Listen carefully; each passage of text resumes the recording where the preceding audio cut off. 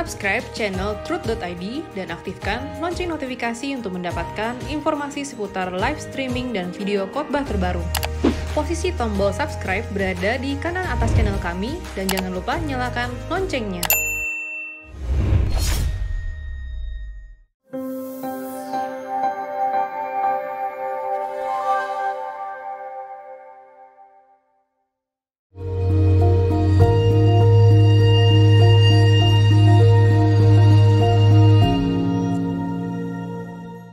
Shalom saudara, kita masuk episode 241 ya.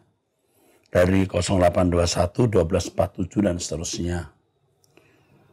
Pak Pendeta Rastu, saya mau tanya bagaimana menghadapi suami yang suka bermain perempuan, udah berulang-ulang kali selingkuh. Saya selalu memaafkan, saya sudah bawa dalam doa tapi tetap dilakukan. Padahal kami sudah punya 3 orang anak. Dia sebenarnya tahu kebenaran tapi tetap saja buat dosa. Saya juga tanya kenapa selalu buat seperti itu. Dia berkata main-main. Apa yang harus saya lakukan? Dari NN ya. NTT. Yang pertama, sudah jangan bicara lagi. Tegur dia. 1, jangan banyak bicara. 2, jangan berhubungan badan dengan pria seperti ini. Katakan bahwa Anda tidak mau terkena penyakit. Ya. Katakan bahwa Anda tidak mau terkena penyakit. Dan kalau dia masih berbuat dosa, tunggu saja Tuhan gampar dia. Yang penting Anda jangan berbuat dosa. Ada kecenderungan suami selingkuh, istri juga selingkuh karena mau balas dendam atau menunjukkan dirinya masih berharga. Anda tidak boleh jatuh dalam dosa. Anda harus menjaga kesucian. Ya. Ajak bicara lagi, lalu katakan sejak saya bicara ini saya nggak mau ngomong lagi. Terus diam. Lalu saya tidak hubungan badan selama kau masih melakukan hubungan dengan banyak perempuan. Dan harus mau memeriksakan dirinya ke dokter bahwa dia bebas dari penyakit kelamin. Oke, itu saja. Pak Eras yang saya hormati, saya wanita usia 50 tahun. Saya sudah mengikuti pengajaran Bapak selama 12 tahun lebih. Sejak pertama kali saya mendengar khotbah Bapak di radio. Terima kasih atas pengajaran Bapak yang sudah menguatkan, merubah konsep hidup saya yang salah, sehingga saya bisa belajar untuk melepaskan segala sesuatu, merindukan LB3 dan berkemas-kemas. Pak Era, saya ingin bertanya bagaimana cara mengampuni ibu mertua saya yang cerewet dan juga provok suami saya, provokasi ya, wadulan dalam bahasa Jawa. Wadulan itu banyak mulut ya suka. Sehingga kami jadi bertengkar. Saya dulu tinggal di rumah mertua selama 15 tahun. Kami saat ini sudah tinggal sendiri dan mertua kadang tinggal bersama kami selama beberapa bulan. Biasanya saya lebih memilih diam karena kalau saya jelaskan dengan baik-baik pun suami tidak mau mendengarkan karena dia sayang sekali pada ibunya. Dan dari kecil sudah didoktrin kalau melawan berarti dosa. Terbukti itu juga ditanamkan pada anak-anak saya. Mertua selalu bilang ada karma kalau melawan dia. Saya sedih Pak karena saya selalu berusaha mentaati firman Tuhan, tidak menyakiti Tuhan dengan cara diam dan melayani mertua dengan tulus. Namun kadang hati saya masih nggak enak, menjadi jengkel kalau mendengar ucapan-ucapannya. Tapi pada akhirnya saya selalu berusaha selalu memaafkan. Apakah Tuhan berkenan ya Pak? Bagaimana cara menghadapi orang seperti mertua saya? Mohon bimbingan Pak Eras, makasih sebelumnya Tuhan memberkati. Ibu seorang yang dipilih Tuhan, ibu sudah dijamah Tuhan, ibu mengerti kebenaran, ibu mengasihi Tuhan, dan ibu serius untuk ikut Tuhan. Tetapi dalam kasus ini ibu masih memiliki kepahitan ya kepada mertua. Lalu bagaimana caranya? Ya tentu kita belajar untuk memaafkan. Memaafkan itu tidak menghukum. Anda harus belajar lemah lembut, artinya bersedia rela diperlakukan tidak adil. Anda harus bersyukur punya suami yang menghormati orang tua begitu rupa. Dan Anda jangan sentuh-sentuh mertua Anda karena itu akan melukai suami dan hubungan Anda menjadi disharmoni dengan suami. Lebih baik diam. Diam itu bukan berarti mulutnya diam saja, tapi hatinya juga diam. Mulut diam, hati tidak meledak, tidak marah. Ya, Anda tinggal sedikit lagi kok bisa melewati hal ini. Jangan jengkel, nggak enak mendengar ucapannya. Ya, Anda tidak boleh mengenakan ukuran Anda, ukuran badan Anda ke tubuh atau badan orang lain. Tidak bisa apple to apple. Kualitas mertua Anda beda dengan Anda. Jangan menuntut apa yang dia tidak bisa lakukan, ya. Jadi saran saya belajar sungguh-sungguh menggembalakan. Lagi pula dia nggak lama, ya. Itu sudah pasti dia akan meninggal dunia. Beri kado yang terbaik sebelum dia meninggal dunia. Tunjukkan bahwa Anda mendengar suara kebenaran melalui Truth ID, itu menjadi wakil Tuhan Yesus, utusan Tuhan Yesus untuk memberkati. Tampar pipi kanan, beri pipi kiri, dan jadi berkat untuk mertua, suami, dan anak-anak. Selamat berjuang, Bu. Amin. 0818-934 dan seterusnya. Salam Opa Eras. Waduh, ini Ruth umur 9 tahun. Beberapa anak usia 9 tahun bertanya. Pas Tuhan Yesus disalibkan, Tuhan Yesus kan berdoa.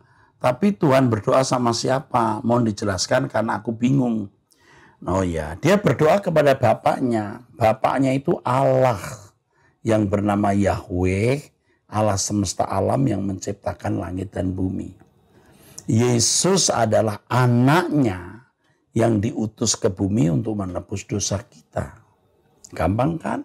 Gampang. Kalau begitu Allahnya orang Kristen lebih dari satu, enggak. Allahnya orang Kristen itu satu esa. Allah Bapa kita. Dan Yesus adalah Tuhan yang dipercayai untuk nanti menjadi raja seperti Daud. Ya. Oke, saya kira itu saja sayang. Jadi dia berdoa kepada Allah Bapaknya. Bukan doa kepada dirinya sendiri, sedangkan dia adalah anak. Oke, amin. 08180504. Salam Pak, saya pria usia 26 tahun. Saya ingin bertanya mengenai cara pengambilan keputusan yang tepat sesuai dengan kehendak Allah. Pertanyaan ini akan saya sampaikan dalam bentuk ilustrasi berikut ini agar lebih jelas. Si X memilih suatu pekerjaan. Terdapat dua pilihan, pekerjaan A dan B. Kedua pekerjaan tersebut sangat ia butuhkan. Kedua pekerjaan ini adalah pekerjaan yang sama-sama baik dan tidak melanggar etika umum. Karena si X tidak ingin salah pilih, si X berdoa bertanya kepada Tuhan, mana pekerjaan yang Tuhan kehendaki ia pilih. Si X sudah berdoa selama beberapa waktu, namun si X merasa Tuhan belum memberikan jawaban. Pemikiran yang benar. Berbuat sesuatu dalam hal ini memilih salah satu pekerjaan dengan anggapan Tuhan menghendaki si X melangkah dahulu baru Tuhan memberi petunjuk lebih lanjut, atau tetap menunggu tidak memutuskan apapun walaupun beresiko akan kehilangan kedua pekerjaan tersebut dengan anggapan Tuhan pasti akan memberi petunjuk pada waktunya. Atau mungkin kedua pemikiran di atas masih belum tepat dan Bapak memiliki pemikiran yang lain. Sekian pertanyaan. Anda bertanya dalam satu konsep yang salah. Allah itu Allah yang memberikan kepada kita kebebasan.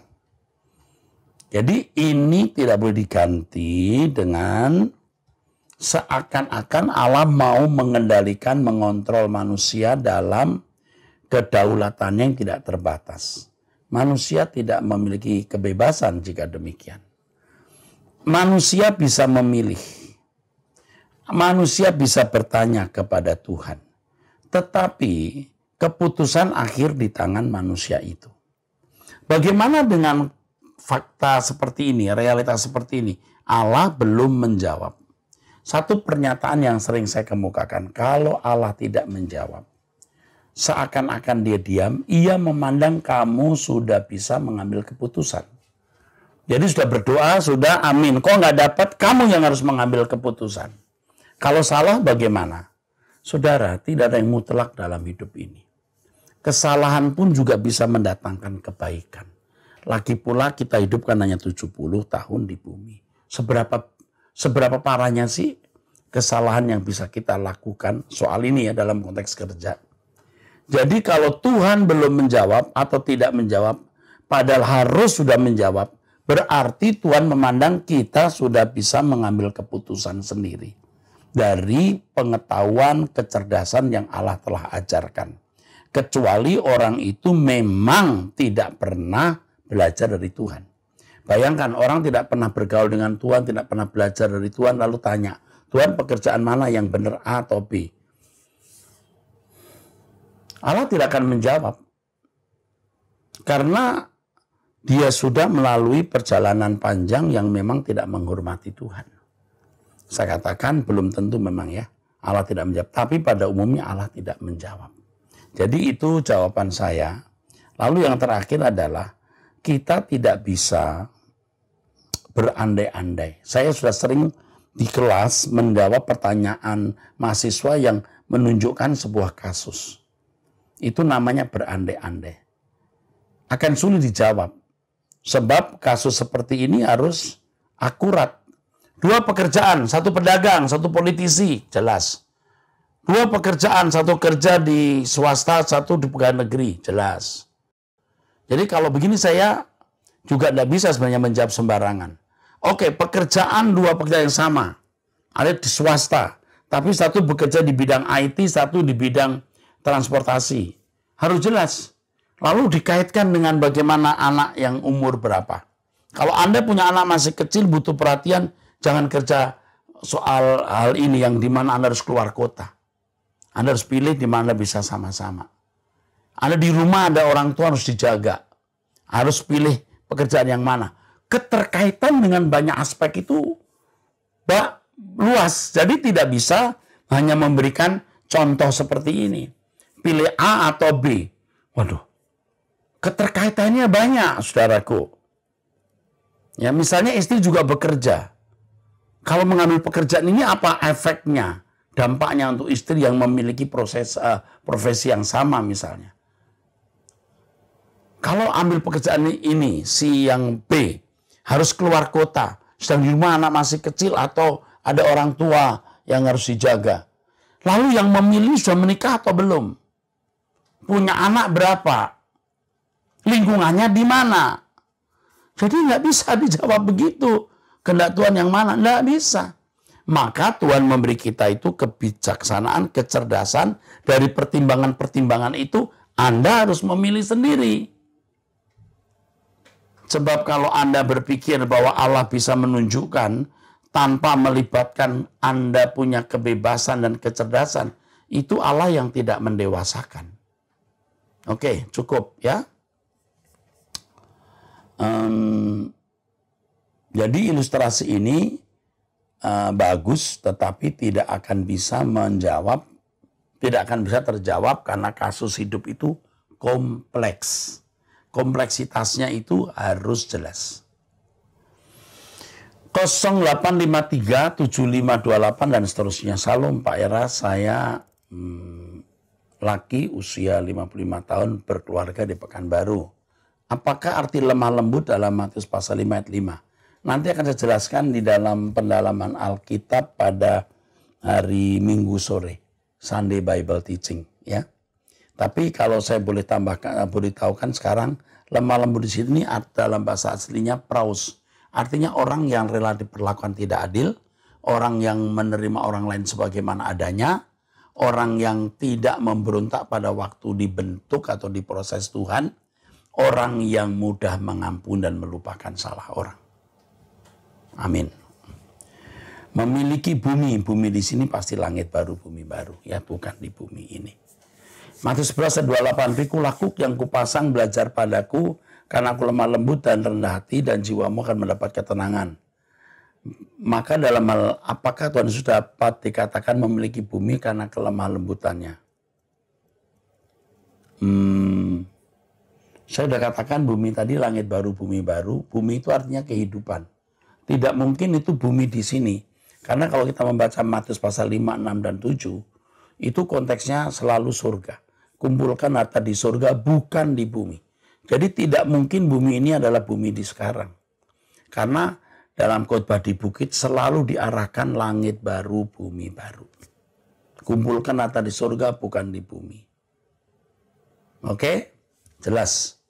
Jadi pertanyaan yang kedua tidak relevan lagi karena Anda sudah punya konsep dapat dikatakan bagi bumi karena kelemah lembutannya. Oke. Yesus lemah lembut di sini artinya menerima keberadaan kita apa adanya. Dan dia membimbing, Tuhan menuntun kita untuk menjadi sempurna seperti dirinya.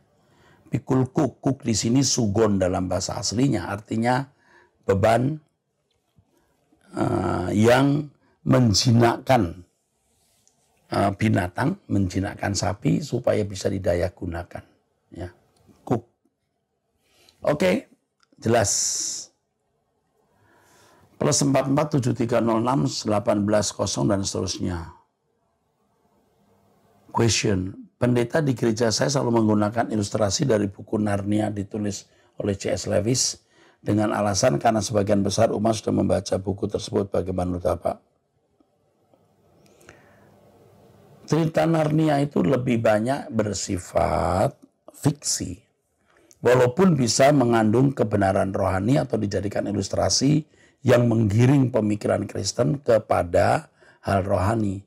Tetapi harus tahu bahwa ini adalah fiksi. Ya, saudaraku. Jadi kalau saya tidak setuju. Ya, kalau saya tidak, ya boleh saja bilang tidak setuju, tapi tidak perlu menilai atau menghakimi. Kalau saya, menurut saya, maksud saya, sebaiknya atau seharusnya tidak menggunakan buku Narnia. Alkitab sudah kaya dengan kebenaran kok pakai buku itu, ya. Novel itu, ya. Itu fiksi, oke. Nah, ngerti saya kenapa senang itu. Alkitab sudah kaya sekali dengan kebenaran kok pakai novel loh. Aduh, ampun deh. Kalau menurut saya tidak tepat itu. Ya, tidak tepat. Plus 61402 sekian. Ini dari luar negeri juga nih. Ya betul, dari Australia.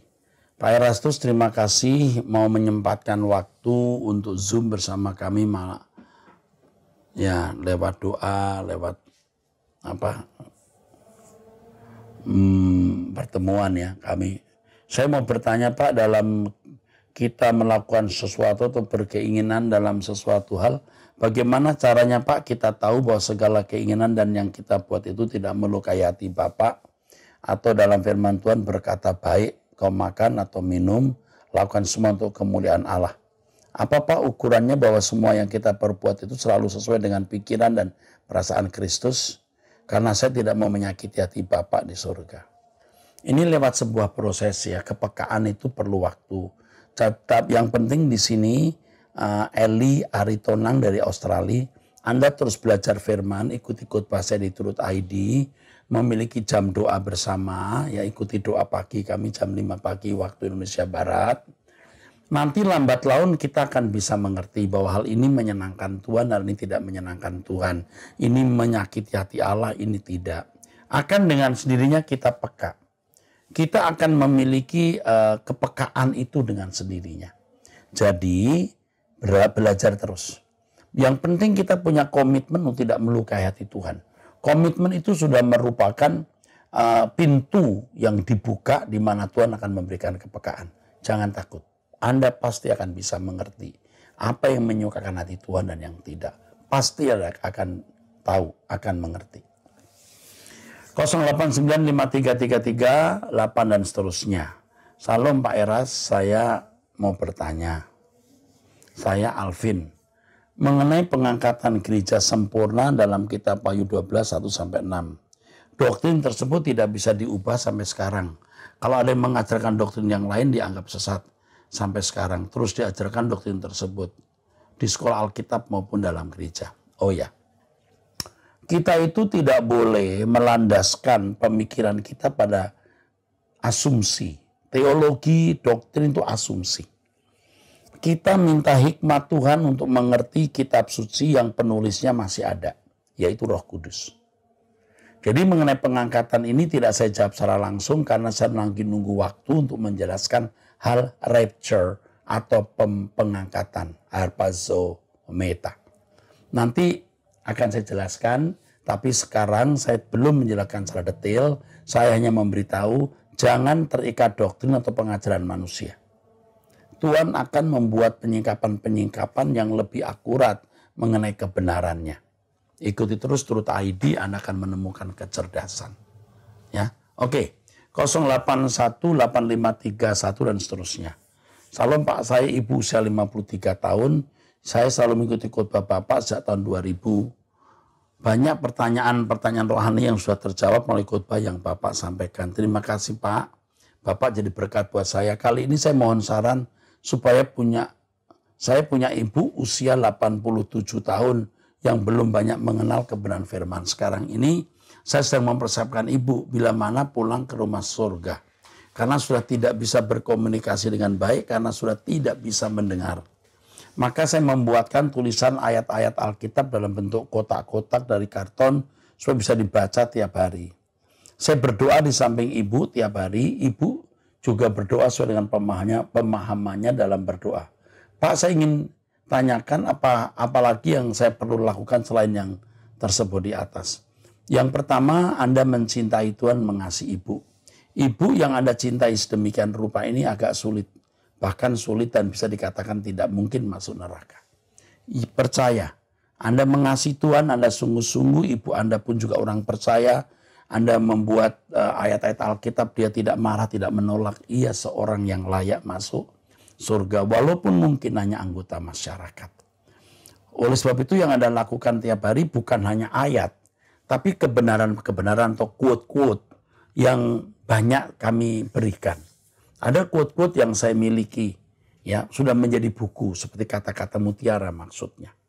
Lalu kalau ibu bisa, ibu tidak bisa pendengaran, tapi bisa melihat, khotbah-khotbah kami selalu ada bahasa isyarat. Apakah ibu Anda bisa bahasa isyarat? Saya tidak tahu. Kalau tidak bisa, bikin tulisan. Ya, itu lebih mudah. Ibu pasti bisa membaca, ya kan? Maka Anda juga bisa memakai buku saya yang buku renungan harian. Maksud saya buku yang saya terbitkan tiap bulan. 1 hari 1 pasal, jangan berlebihan. Ya, Anda pakai kaca pembesar, ajarkan ibu untuk itu. Oke? Saya salut sama Anda dan hati saya ada tersentuh gitu, ternyuh gitu. Melihat Anda mengasihi orang tua. Saya katakan sekali lagi, ibu Anda sangat berpotensi masuk langit baru bumi baru walaupun hanya anggota masyarakat. Bahkan di dalam feeling saya ibu Anda masuk surga nanti. Tapi saya manusia, jangan dipercaya. Saya cuma ngomong aja ya. Anda boleh membuktikan nanti suatu hari. 08128931 dan seterusnya. Dear Pak Era, saya jemaat GSKI dan setia ikuti nasihat dan pengajaran yang Pak Era share kepada kami setiap hari. Saya karyawati sudah berpengalaman dalam bekerja dan boleh dikatakan sudah senior dalam pengalaman bekerja sebagai karyawan. Saya akui saya mempunyai kelemahan dalam berargumentasi suatu hal dengan atasan saya. Di banyak posisi saya di beberapa perusahaan employer saya terdahulu. Berargumen di sini adalah penyampaian pendapat atas melihat suatu masalah dan berupaya mencari solusi atas masalah tersebut. Tentu saya selalu memaintain untuk berada dalam koridor kesopan santunan dalam profesionalisme. Walau pada kenyataannya sering kali semua pihak akhirnya sering melihat saya sebagai orang yang sulit dan keras, dicap pemberontak dan pembangkang kepada atasan. Saya sadar dan merefleksi diri, pasti kelemahan, kesalahan ada di pihak saya, dan selalu saya bawa dalam doa dan tindakan tekad untuk mengubah positioning saya dalam bersikap, dalam berargumentasi. Tapi sayangnya saya terus-menerus gagal. Saya berkali-kali bertekad untuk diam dan mengikuti teladan Tuhan Yesus untuk diam dan memikul segalanya walaupun itu berat tanpa mengeluh. Pada akhirnya membuat saya stres dan mengeluh terus, sama sekali bertolak belakang dengan teladan Tuhan Yesus. Saya sering malu kalau berdoa memohon hal yang sama kepada Tuhan. Pada puncaknya saat ini saya berpikir untuk resign dan mencari pekerjaan yang baru lagi. Tapi saya sadar jika itu akan tetap berpotensi terus terbawa di pekerjaan yang baru nanti. Di samping itu faktanya sangat sulit mencari pekerjaan baru di tengah pandemi. Pertanyaan saya, sebelum ditanya saya mau kasih tahu, jangan keluar pekerjaan itu. Ya, jangan keluar pekerjaan itu. Ingat ini, Anda harus bisa mengalahkan diri Anda sendiri. Anda harus bisa menaklukkan diri sendiri, membunuh sekecil apapun sikap pemberontakan. Anda pasti tipe orang keras, Anda tipe orang suka berdebat, Anda tipe orang juga tidak mau ditundukkan. Tapi belajar, Anda pasti tahu apa yang harus Anda lakukan. Apalagi sudah sering ikut Truth ID, Anda pasti tahu. Diam, diam, diam. Kalau Anda masih ngomong terus, Anda itu nggak rela direndahkan. Anda tidak rela, Anda punya keinginan tidak terpuaskan. Dan itu penyakit jiwa yang mengerikan. Anda harus belajar diam dan diam. Bagaimana memanage stres dan bertahan mengatasi atasan yang menurut saya tidak pantas menjadi atasan saya ini? Loh, kalimat tidak pantas menjadi atasan saya ini sudah satu pernyataan kesombongan sebenarnya. Pantas tidaknya kan faktanya di atasan. Seperti kalau kita di negara ini, kita punya pejabat ABCD, presiden ABCD. Anda mau bilang, oh dia nggak pantas jadi presiden misalnya. Apa hak kita kalau sudah memang jadi presiden? Yang ada kita belajar menghormati. Demikian pula atasan di kantor. Belajar tunduk. Kesombongan kita harus kita taklukkan. Anda harus mau dianggap seperti kotoran. Harus berani untuk diludahi tanpa membalas. Baru Anda menjadi seperti Yesus. Tidak mudah untuk menjadi sempurna. Ingat, menjadi tua itu otomatis. Menjadi dewasa itu perjuangan. Ya, saya sangat malu pada diri sendiri dan pada Tuhan. Setiap kali saya membawa kegagalan dan doa saya yang berulang terus. Anda punya watak ini mirip saya sebenarnya. Mirip, waduh saya juga kurang ajar. Watak saya itu kurang ajar bener. Nggak mau ngalah, ngotot, ngeyel. Tapi puji Tuhan, Tuhan proses. Saya yakin Anda bisa. Ya, saya mengasihi Anda. Ya, really I love you in Christ. Be strong, to be mature. God bless you. Masih terus dalam Tuhan Yesus, Pak. Tetap murni dalam firman dan pengajaran Bapak. Walau banyak orang-orang aneh di luar sana yang mengkritik Bapak. Thank you. Anda itu bisa menjadi salah satu pejuang bersama saya. Suatu kali kalau Anda ketemu saya, sampaikan bahwa saya yang tanya itu. Sampaikan ke saya bahwa Pak, saya yang tanya ke Bapak yang Bapak bilang, saya mirip Bapak. Kata Bapak, saya mirip Bapak. Ya. Cuman bedanya Anda ini wanita ya. Tunggu. Karyawati betul. Bedanya Anda wanita, saya laki-laki. Tapi wanita kalau keras kadang-kadang lebih keras dari laki-laki. Tapi yuk siapapun, apapun keadaan kita, kita mau berubah menjadi seperti Yesus. Oke. 0813499. 08133499 dan seterusnya. Salam Pak Eras, mohon penjelasannya. Apakah kita tidak boleh mengkritisi seseorang, hamba Tuhan, pembicara pengkhotbah, yang hidupnya tidak bisa menjadi berkat? Karena ada yang menjadikan Matius 23 ayat 3 sebagai dasarnya. Yang penting dengar ajarannya tapi tidak ikut kelakuannya.